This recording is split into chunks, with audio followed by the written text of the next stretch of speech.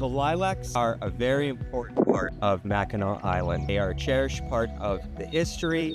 They play an important role for tourism as well. There were some concerns about the health of the lilacs on the island. Can you help us find out what is causing decline in some of our lilacs?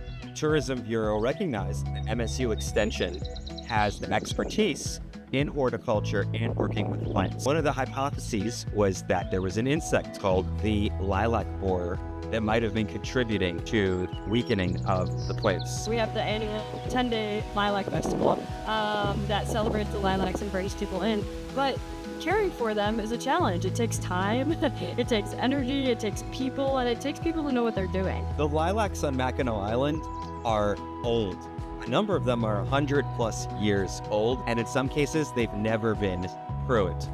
Shrubs benefit from pruning over time. It removes weak wood. It allows newer wood to grow. We have trained extension master gardeners who are familiar with plant health care, sharing their expertise.